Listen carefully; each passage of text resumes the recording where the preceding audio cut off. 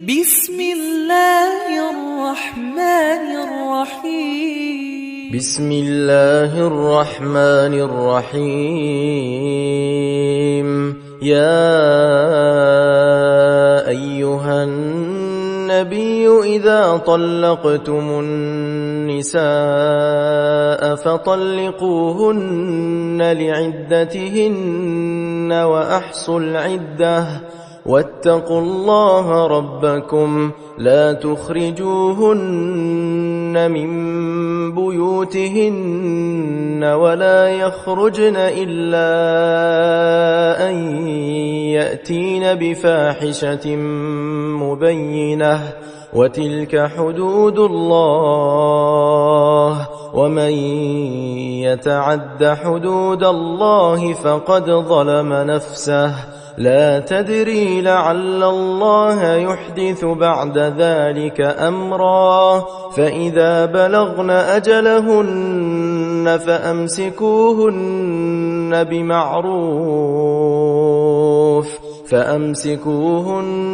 بمعروف أو فارقوهن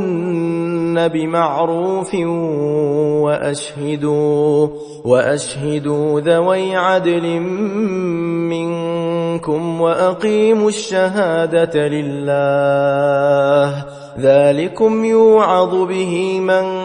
كان يؤمن بالله واليوم الآخر ومن يتق الله يجعل له مخرجا ويرزقه من حيث لا يحتسب ومن يتوكل على الله فهو حسبه إن الله بالغ أمره قد جعل الله لكل شيء قدرا واللائي يئسن من المحيض من نسائكم إن ارتبتم فعدتهن 3 أشهر واللائي لم يحضن وأولات الأحمال أجلهن أن يضعن حملهن ومن يتق الله يجعل له من أمره يسرا ذلك أمر الله أنزله إليكم ومن يتق الله يكفر عنه سيئاته ويعظم له أجرا أسكنوهن من حيث سكنتم من وجدكم ولا تضاروهن لتضيقوا عليهن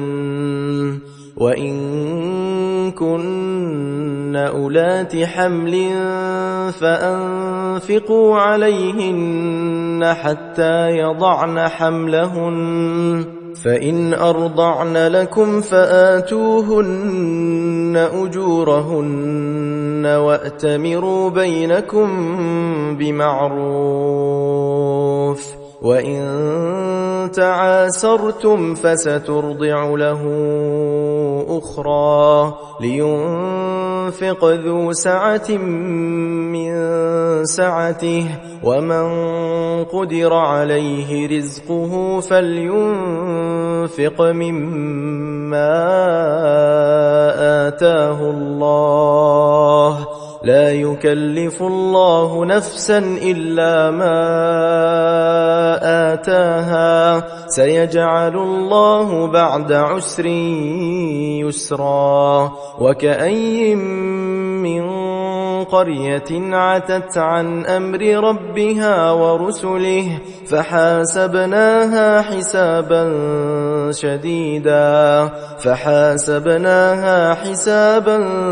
شديدا وعذبناها عذابا نكرا فذاقت وبال أمرها وكان عاقبة أمرها خسرا أعد الله لهم عذابا شديدا فاتقوا الله يا أولي الألباب الذين الذين آمنوا قد أنزل الله إليكم ذكرا رسولا يتلو عليكم آيات الله مبينات ليخرج الذين آمنوا وعملوا الصالحات من الظلمات إلى النور ومن يؤمن بالله ويعمل صالحا يدخله جنات تجري من تحتها الأنهار خالدين فيها أبدا قد أحسن الله له رزقا الله الذي خلق 7 سماوات ومن الأرض مثلهن يتنزل الأمر بينهن لتعلموا أن الله على كل شيء قدير